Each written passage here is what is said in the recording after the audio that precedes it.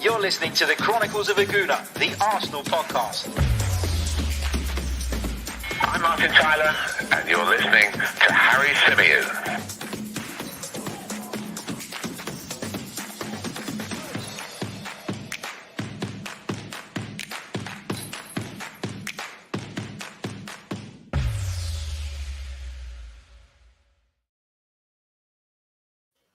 Hello and welcome back to another live edition of the Chronicles of a Gooner, the Arsenal podcast brought to you by 90 Min. As ever, I'm your host, Harry Symeou, and I'm delighted to be joined once again by Mr. Dan Potts. Dan, how you feeling, mate? You feeling better this week?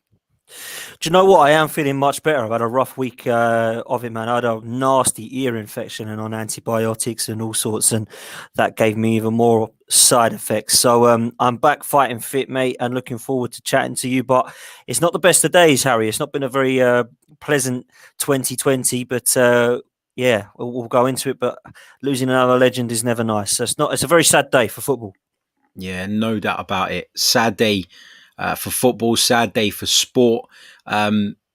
Absolutely gutted. Absolutely gutted. Can't believe that Diego Maradona's passed away. One of my true idols. Anybody who knows me sort of personally will know how much I sort of adored Diego Maradona. Not just because of his unreal footballing ability, but because of his character. And he's somebody who, for me, was a larger-than-life character, somebody who carried the weight and expectation, not only of his nation, but when he went to Italy in particular, you know, carried the weight of the people of Naples, the pressure he was under. For me, the first true superstar in football. And when you look at Diego Maradona's story and you look at sort of the way things unraveled for him towards the end, you can't help but have sympathy for a guy who clearly his heart was in the right place, but just kind of struggled to cope with the fame, struggled to cope with sort of the outside influences. And I would urge anybody who hasn't seen it to go over and watch Asif Kapadia's recent film about Diego Maradona. I've watched it multiple times, and as a mate put it to me earlier on, it's the perfect tribute to the greatest ever. You know, only when you watch that do you really sort of understand how this guy, and it focuses predominantly on the period he spent in Italy, in Serie A with Napoli, who literally were nothing at the time. And he went there and the whole city got behind him, and Diego Maradona took Napoli to unbelievable heights. But then you really get a good intimate feel of how his career went. You hear about stuff behind the scenes, and the best thing about the film for me is that Diego is the one telling the story. This is not people sitting there talking about him. Yeah, there's a bit of that, but it's predominantly Diego talking about it. And you know, it's obvious, it's honest, it's brutal at times. All the layers are off. There's no sort of dancing around things. He takes responsibility for some of the bad things he did. But what an incredible footballer. Some iconic moments. I know people always talk about the hand of God and all that. And for me, that's just mostly bitter England fans, to be honest. But, you know, that's one thing. Let's talk about the unbelievable goal he scored in the same game. All the wonderful memories. And for me, when you're looking at natural, raw talent, Diego tops the pile for me. Did it in multiple places, did it on the international stage. For me, the greatest of all time. And I'm absolutely shocked and devastated to hear of this news. I went into the house, sort of from my office, just after the news broke. And my missus could instantly see on my face that something was up. Like, you know, it's amazing, isn't it? You don't know these people on a personal level, but when somebody has such a big, I'm not going to say influence, because it's not like I was ever going to be the next Diego Maradona, but when you really sort of get inspired by someone, even if you haven't met him, even if you don't know him, and then you hear of news like that, it's hard to take and it's hard to stomach. And lots of people sort of paying tribute to Diego in the live chat as well. Pierre says, I always heard Diego is one of the best. For me, it was Ronaldo or Messi till I seen proper highlights. and games of Diego and could not believe my eyes. Maradona is by far the best ever in history. Omar says, can't believe he's gone. R.I.P. legend. Brad Richardson says, 15 years ago today, George Best died too. And R.I.P. Heavy D. We're going to come on to that in a minute. Marco Williams, R.I.P. GOAT. Robert Sanger, I told you, bitter England fans. A cheat, but a bloody good cheat. And of course, one of the greatest of all time. Yeah, for me, the best, without question. Marco Williams says, my father literally sat me down and told me stories about how he played. I saw that documentary about him in Napoli.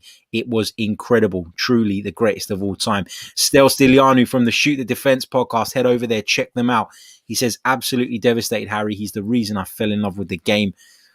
Lots of people paying tribute to the great and the late, unfortunately, Diego Maradona. But that's not the only sad news that we've had today, particularly as the Arsenal family.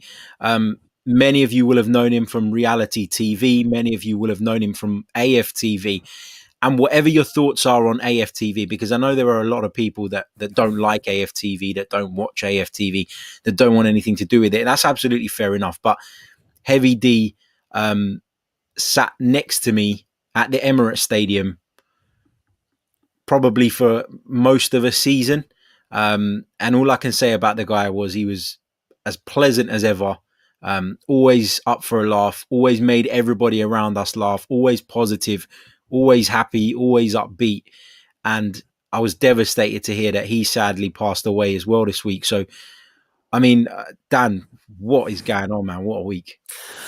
What a week, what a year. The year of 2020 has been pretty tough for everybody, and we've heard some sad news after the back of losing Ray Clements, another footballing legend. This happens today. It's absolutely dreadful when you hear this news, not for the fact that it's sad in terms of the football, but you do feel it, Harry. You do. You know, I know how much you love Diego Maradona as being a somebody who loves the game and appreciating the talent. And I think it's one of those debates, and probably one of the biggest debates in football, about who the greatest of all time is. A lot of people say Pele. You've got two currently playing in Ronaldo and Messi that everybody mentions, but the first person that most of the people mention whenever I ask that question is Diego Maradona, because they appreciate the talent that was there. It was raw. It was the talent that come with such a character.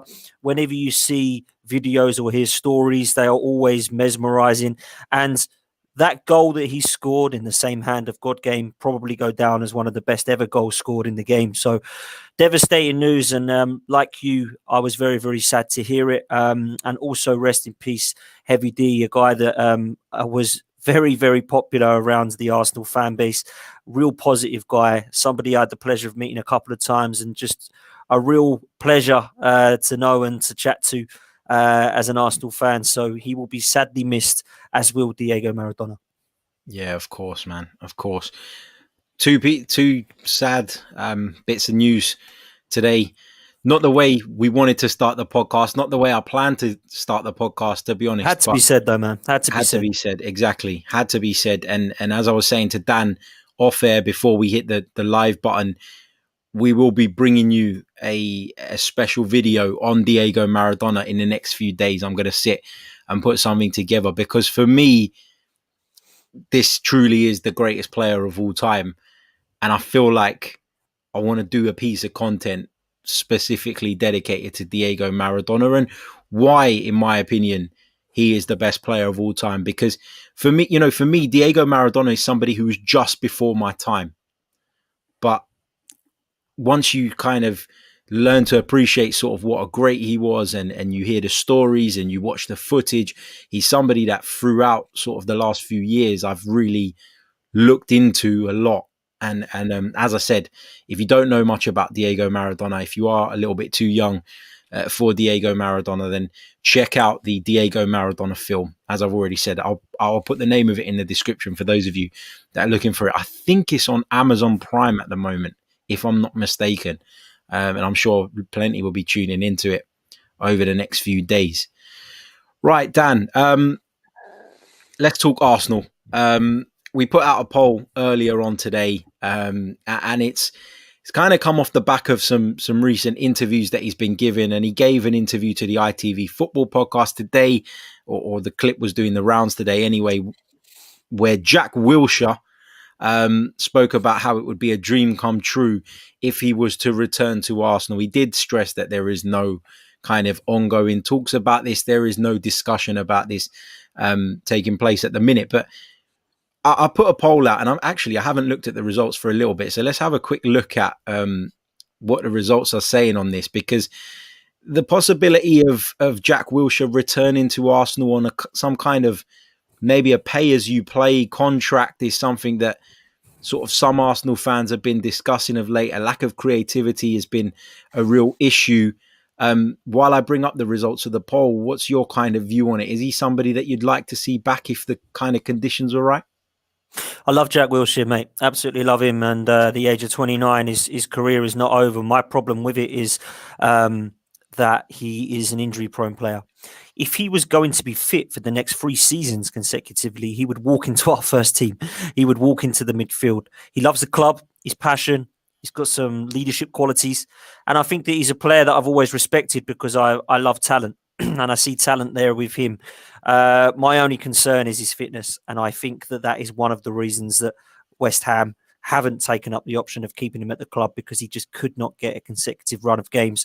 If he was fit, I would take both Jack Wilshere and Cesc Fabregas back to Arsenal. But I don't believe that is an option. And sometimes it does make me wonder, because I've not just heard Jack Wilshere over the last few days, Harry. I've heard Fabregas. We heard Cazorla last season when his Villarreal was coming to an end. Olivier Giroud in January that Chelsea don't fancy, that scored again last night in the last minute. Players that, in my opinion, perhaps will be going backwards rather than forwards, because we've been there and done that, and we see that it didn't actually achieve as much in terms of winning trophies. So I feel like we should be moving forward and forgetting about those players. But if you offered me Jack Wilshere now, most fans would find it very hard to say no because of their kind of sentimental reasons. But I think the right option would be not to. Yeah, I totally agree with you. I feel like sentiment would be kind of leading the way in a decision like that. And, you know, at a time where we've kind of, well, over the last few years, we've all sat here as Arsenal fans and said that the club haven't been ruthless enough, the club haven't been decisive enough. And so to bring somebody like Jack Wilshere back, for me, wouldn't make any sense. Yes, we love him. Yes, you know, he's an Arsenal lad, etc., etc. But what's happened with Jack Wilshere in recent times doesn't really sit right with me. Obviously, he alleges that he was fit at West Ham and just wasn't getting a look in. And you sit there and you think to yourself, well, if you're not getting a look in at West Ham United, why are you good enough for Arsenal? Why are you good enough to come back and play for this club? There's no doubt that injuries played a massive part in Jack Wilshere's sort of decline. We all know that. We all acknowledge that. If you cast your mind back to that game against Barcelona where he was phenomenal. And it wasn't the only game that Jack Wilshere was good in. I know that's the game that people kind of point to and people go back to. But he's a player of immense talent who unfortunately can't stay fit. And even if he's fit technically, in terms of, you know, he hasn't got any muscle strains, he can run around, whatever, that there's always going to be those question marks around his physical condition. Is he robust enough for the Premier League? You know, can he take challenges? Can he deal with impact? Can he recover from that? His style of play, I would say, as well, invites a lot of those challenges. It's not to say that they're right, and it's not to say that the referee shouldn't protect him more. But we know Jack likes to carry the ball in a certain way, and at times it has invited the kind of challenges that have left him in a heap on the floor. So, yeah, I think you're absolutely right, mate. Love the guy. I think he's a really big talent. But for me, you don't go back to an ex, do you? Simple as that. Well, I think as well, Harry, if I was Jack Wilshere, maybe even I think this now, actually, because I like Jack Wilshere as a kind of player and respect him. Maybe I prefer him to go to Napoli. Maybe I prefer him to go to Dortmund. Just try it over there. See what happens. Not quite as physical. Might be able to keep himself injury kind of free. And, you know, I feel like him and Daniel Sturridge on free transfers would be quite a good move for somebody abroad. You know, because potentially they've got two players that, if they can keep fit, will do very well for them. So I wish Jack Wilshere all the best. I just don't think I see him in an Arsenal shirt again. Yeah, agreed. Agreed. We'll just touch on those poll results first, actually, before we move on. So we put the poll out a little bit earlier on today. A couple of hundred of you have voted so far. Would you consider bringing Jack Wilshere back on a pay-as-you-play contract? 56.3% of you say yes. 43.7% though say no. So it is very split. But I would probably assume, and I'm sure you agree, Dan, that those people that are saying yes is based on sentiment rather than anything Absolutely. else. Absolutely. Has to be. Right. Just quickly before we move on, because it's just been brought up in the chat, and I actually did save this image to share with you guys during this podcast, but unfortunately, I got all caught up in the Diego Maradona stuff, and my mind just ran away with me. But Diego Maradona actually made this headline back in the 1980s. I want to play for Arsenal. Diego Maradona, the £4 million Argentina superstar, admitted last night, I want to play for Arsenal. Can you imagine Diego had come to Highbury? That would have been incredible. Wow. Would have been an even bigger legend for you, mate. Yeah, exactly. Fantastic stuff. Check that one out in the archives. So have a look. Diego Maradona, I want to play for Arsenal. And Diego, during his career, come out with some incredible quotes.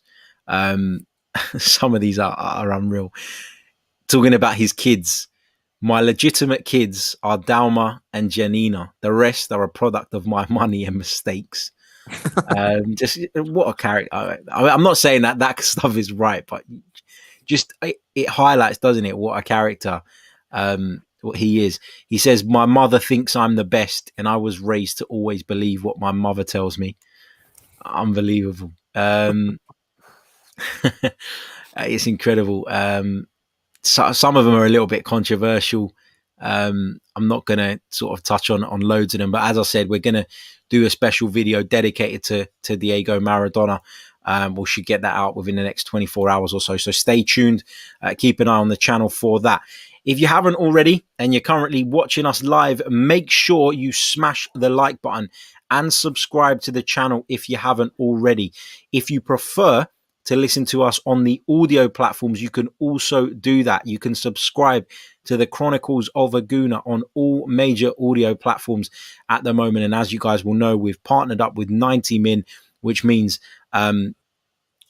get following our socials as well, because there's lots and lots of content coming your way over the next few months or so. So really looking forward to taking things up a level and bringing you guys even more Arsenal and football at times related content.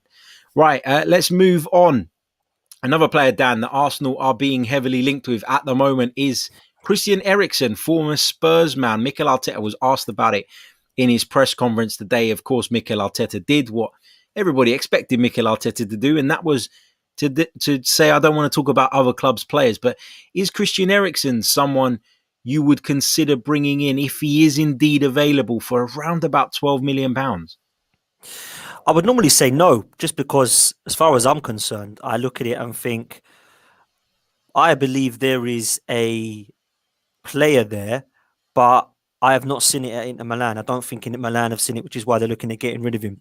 What I would say is, with somebody like Christian Eriksen, for £12 million, that's got to be a bit of a steal, hasn't it? I mean, as far as I'm concerned, he's 28 years old.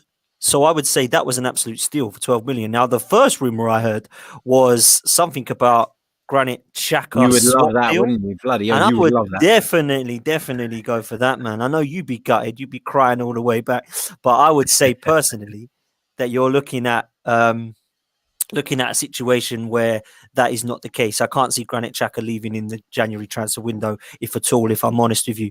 But I think Christian Eriksen for £12 million would be a steal, if I'm honest with you. Whether he would want to come or not, I don't know if the loyalty's there or the rivalry with Spurs. I'm really not so sure.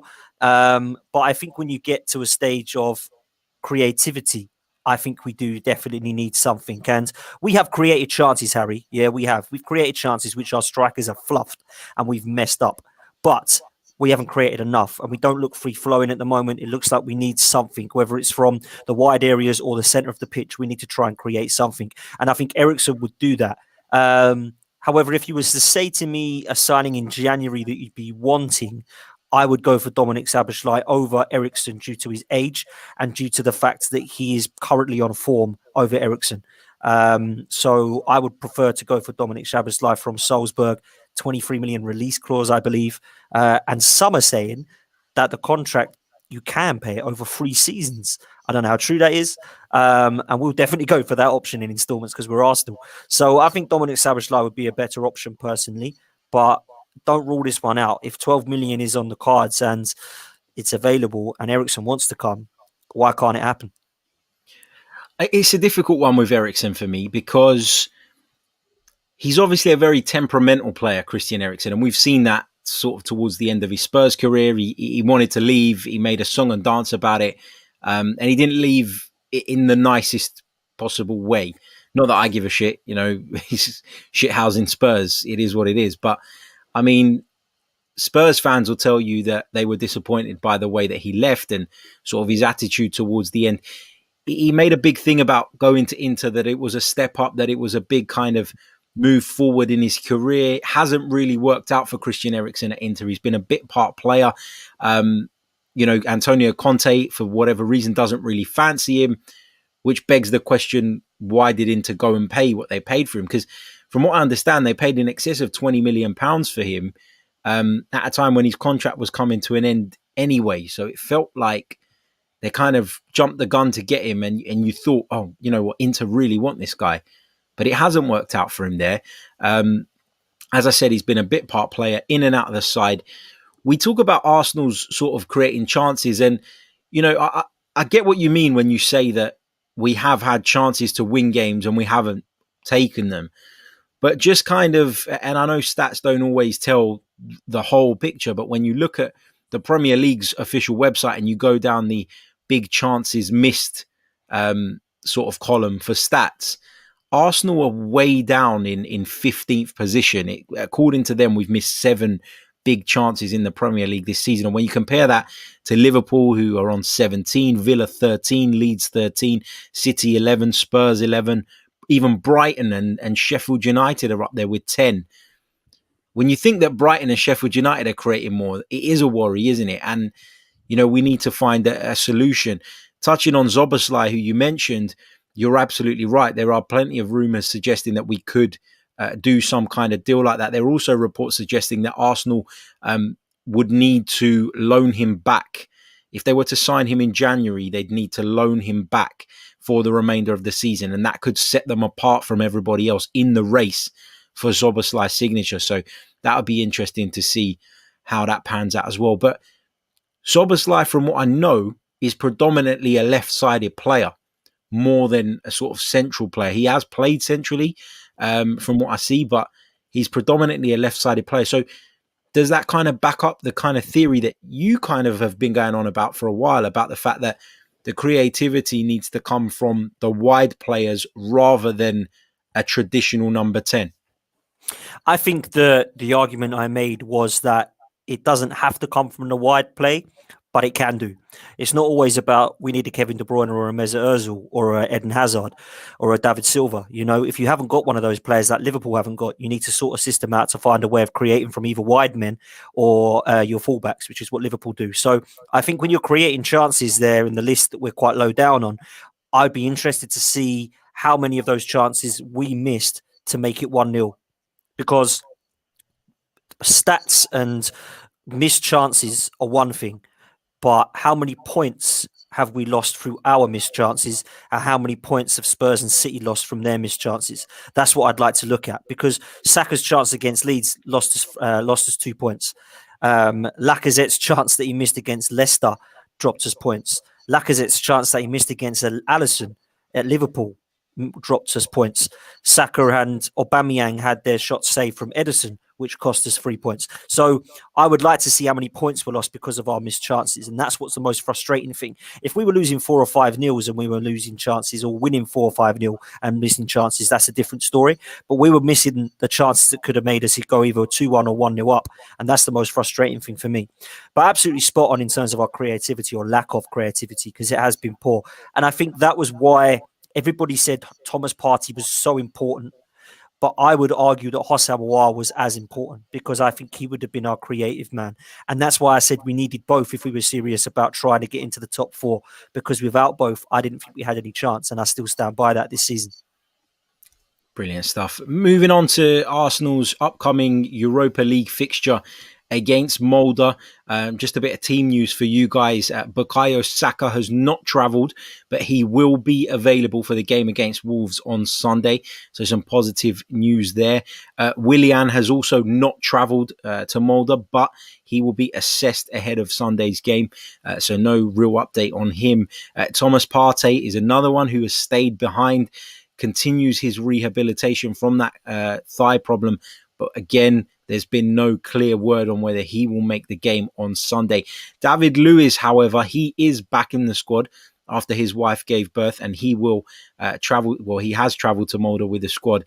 So it'll be interesting to see whether he features. Now, Dan, we know some of the younger players have made the trip. The Ballagans, the Emil Smith-Rowe, the Ben Cottrells, the Miguel Azizes, etc. Would you like to see Mikel give some of these lads a go in a game like this? Because whatever you say, the first team sort of, and I say first team, I mean those guys that have been playing in the Premier League, they're not really cutting the mustard at the moment. So is there any harm in giving some of these youngsters an opportunity to show what they can do? Understatement, bruv. Understatement. These senior I'm players. trying to be polite. Man, you know I would, man. What's the answer? Do we put Kolasinac and Mustafi and David Luiz back in, or do we go with some of these young people? I would go for some of the young heads and just say to them, listen, this is your chance and take it.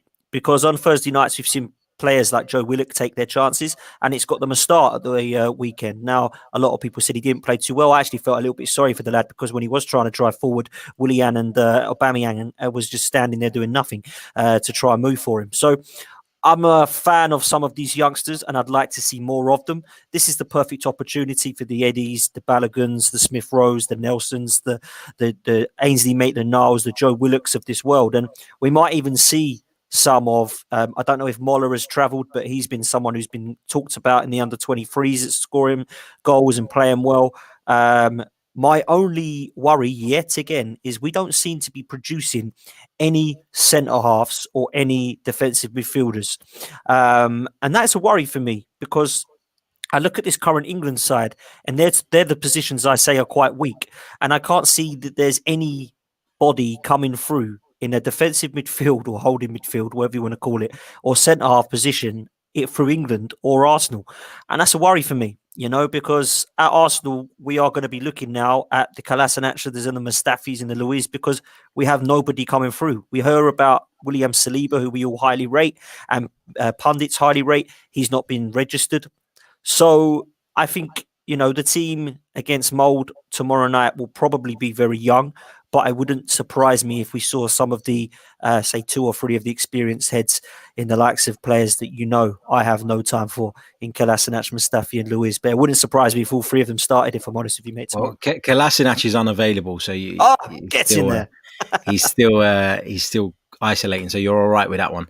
I think one of the interesting, I guess, talking points ahead of this game against Molde is Nicolas Pepe, because we know he's not going to be available in the Premier League now after that absolute brain fart moment of madness, whatever you want to call it, in the game against Leeds United.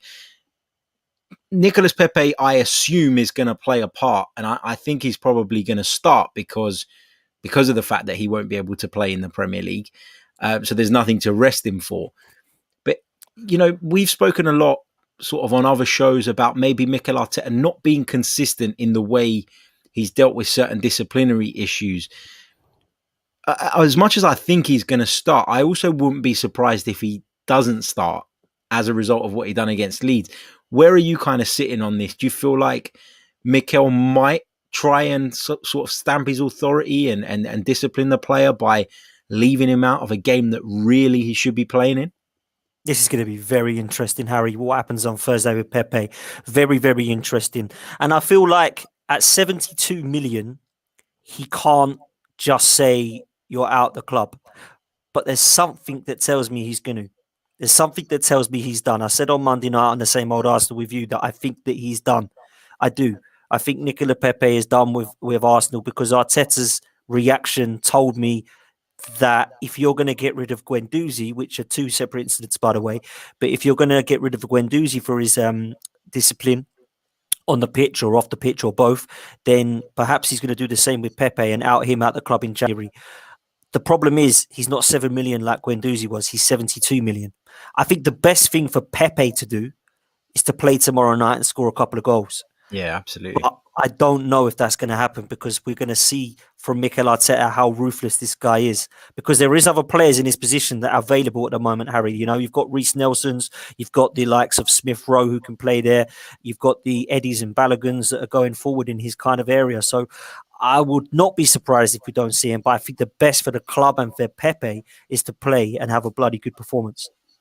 The frustrating thing with Pepe is that I think anybody who sort of appreciates the kind of the attacking side of the game, who loves the flair side of the game, looks at him and thinks, yeah, you're frustratingly inconsistent, but there is something there. There is something in this guy that where he has the ability to beat a man with ease, where he has the ability to just open up that left foot and bend one into the far corner. Like, we've seen glimpses of Nicolas Pepe and what Nicolas Pepe can do, just not anywhere near frequently enough. Now, Mikel Arteta, speaking in the press conference today ahead of the game against Molde, said this: he needs to feel that myself and the club are going to protect him. We're giving him time, and he needed some time to adapt to the Premier League, a new city, a new language, and a new environment. You could see at the end of last season, I'm going to be very demanding because you can see what he can do. He has reacted the right way, and hopefully I can see a player that shows that every week. Now, I'd like to think that that is Mikel Arteta basically saying, reading between the lines, I've forgiven him. You know, it was stupid, but the apologies come. Now we move on. Let's focus on getting the best out of this player and get the qualities out that we know he does possess. But another part of me feels like, given what we know about Mikel Arteta so far, some of it could be lip service. Yeah, this is why it's interesting to see what happens. I think if you find the system for Pepe, watch him shine. You know, and Danny's in the chat from Burkham Wonderland. Big up, Danny. He says that Pepe's body language has looked awful all season. And I would agree with that. And I'd probably say it was the same last season when I saw him as well. He just doesn't seem to have that charisma or drive. He's very laid back. His attitude sometimes looks a little bit like a Mesut Ozil or an Arshavin when he's on the football pitch. And that can sometimes be very off-putting for any football fan to see. But I would say that there is potential there. The guy's 25 years old. He's proved himself in France that he can score goals. He looks to me like he is not suited as a winger in the Premier League because he's not a Messi or a Mahrez or a Robben where he can cut in on that left-hand side and still get away with doing and selling defenders because he's getting caught out. He's very, very predictable.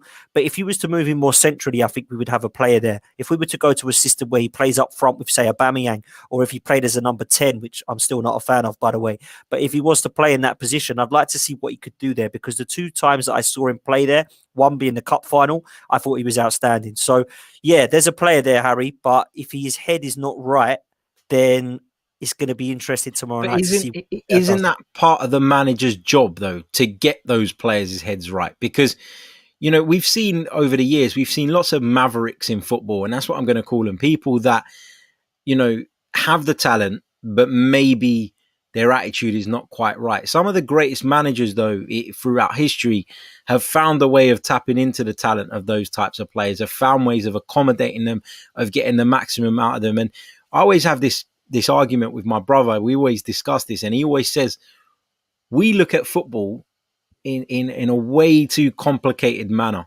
The only way and the most sustainable way of having success is to bring in the best players and is to have the best players in an environment in which they can perform.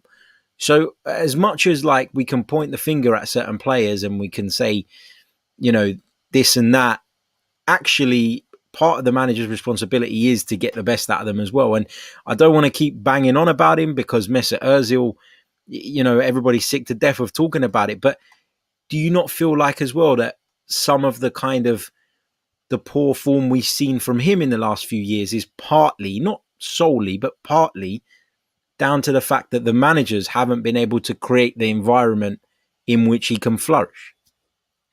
Listen, the situation with Mesut Ozil, you know my thoughts on this. Like this is the fifth manager now who's decided Oh, to out him. don't you like him? So, Don't you like him? man, you know what I think about that absolute nightmare of a player. This is Mourinho, this is Ancelotti, this is Emery, this is Arteta. We have 4 or 5 managers now that have just thought, I don't want Ozil around my club because of his attitude. With Pepe, it could be like that. You know, I don't know enough about his attitude, and I've not seen enough of him in the Premier League. I've not seen enough of him in France to know what he's like. I know there's talent there, but there's 30% talent and 70% mental with footballers. Everybody's got talent. Otherwise, they wouldn't be a professional footballer. If you've got the mental strength, you'll go far. And even if you're not talented to the Messi or Ronaldo level, but your mentality is of that quality, then you're always going to go far. I always take the example of somebody like, let's take 2 Liverpool players, James Milner and Jordan Henderson. Probably not 2 of the most technically gifted players, but have the mentality that has won them trophies and has got them to where they're at because their mentality is so strong, their leadership qualities, their strong mental strength. I look at how good they are in the dressing room and I look at somebody like Ozil and it's chalk and cheese. So is Pepe a James Milner or a Jordan Henderson or is he a Mesut Ozil? Well, we're going to have to find out. I think you're right in what you say about the manager. And I am asking questions over Mikel Arteta, and it's early days, it's 9 games in the season. But I'm asking questions because I feel I have a right to ask questions about some of the strange team selections, some of the strange tactics, some of the negative play. And sometimes his inconsistencies, not just with his discipline, but with his kind of substitutes or players that have just been kind of phased out. I look at somebody like Ainsley Maitland-Niles, but Willian gets a game every week. Bellerin gets a game every week. You know, as soon as somebody's injured, Granit Xhaka comes straight into the side. I'm not so sure that these players deserve those starting places, but I've trusted the manager to believe that this is the right team. But in my opinion, there's some problems there. And I'm asking some questions. So you ask about, is the manager to blame for Pepe?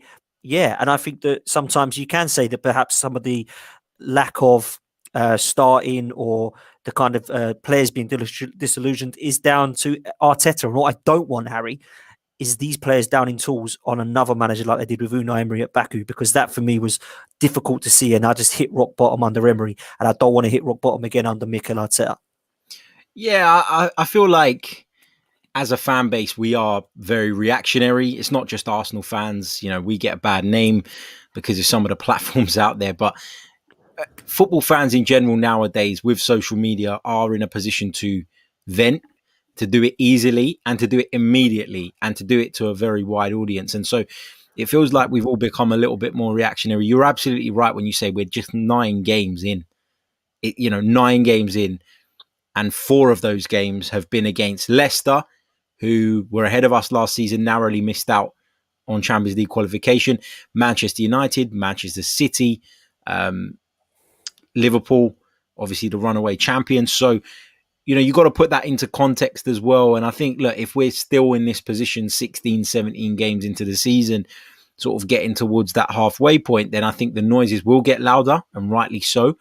But I'm still very much being patient at the moment. But like you, I have questions about some of the decisions, and I don't think there's anything wrong with raising those as long as it's done in a respectful and constructive manner. And people will sit there and go, oh, well, you're just saying what you want to say, but you don't actually want to say, you don't actually want to be blunt and honest. That's not the case. I think there is a middle ground. People can sort of be on the fence about stuff and maybe just don't have their minds fully made up right now about whether this is the right boss for us. But you can 9 games into a season. You can 9 games into a season. If we were into 3 seasons now and this was happening, then of course we'd probably be more like the Wenger in, Wenger out situation, and then of course the Emery in and out. But 9 games into a new season, when we just come off the back of an FA Cup win, which some would say were lucky or whatever, he got that team winning big games. Let's hope he's to get that back to it, because we do need to start being more attractive to watch, Harry. We really do. At the moment, we're boring. It is boring to watch Arsenal. It really is. He sorted us out defensively. We might be more disciplined, but we're still losing football matches and we're not scoring goals. And you have to score goals to win games. It's just that simple. Yeah, no, you're right. You're right. Right, we're coming towards the end of the program. Don't forget to smash the like button if you haven't already. Subscribe to the channel if you are new. Lots of tributes being paid to Diego Maradona and, of course, to Heavy D, who we learned sadly lost his life as well. So once again, just want to repeat our condolences to the friends and family of both. As I said, we'll be bringing you some Diego Maradona content in the next few days. It's something I'm really keen to do and put together. So I look forward to sharing that with you guys, and I'd love to hear your feedback as well. Don't forget that this podcast is brought to you by Manscaped. So if you are in need of some care in that kind of area, or you know someone that might be, head over to manscaped.com, enter the promo code Chronicles AFC, all in capitals. You'll receive 20% off and free shipping. So do check that out. My thanks to Dan for joining me this evening on this live edition of the Chronicles of a Gooner. Big thanks to every single one of you in the chat, and we'll be back tomorrow morning bright and early with a brand new show that's going to be coming to you guys daily, Monday to Friday. So keep your eyes peeled for that. Come and join me and you'll get a feel of what it's all about. We'll also be keeping these evening streams going, so make sure you've got the notifications turned on as well. And as I said at the very beginning and just a few minutes ago, if you haven't subscribed, make sure you do it. Dan, thank you so much, mate. How can people keep up with you on social media? Cheers, Harry. Thanks for having me back on again, mate. Always a pleasure coming on the Chronicles of a Gooner. My Twitter handle is @DanArsenal87. Please come and give me a follow. I'm always up for talking and engaging with Arsenal fans about our football club. Also, I'm on the Same Old Arsenal podcast every Monday night and every Friday night. I do a preview show on Fridays, which is called the Same Old Arsenal Team Talk, and I get a opposition fan on, which this week, Friday, will be a Wolves fan. So come and join us Friday 7 o'clock, Monday 8 o'clock normally, at Same Old AFC in capitals on Twitter. Brilliant stuff. Dan, thank you so much. Thank you to you guys, and we'll be back very, very soon with more. I'm off to eat my dinner. Cheers.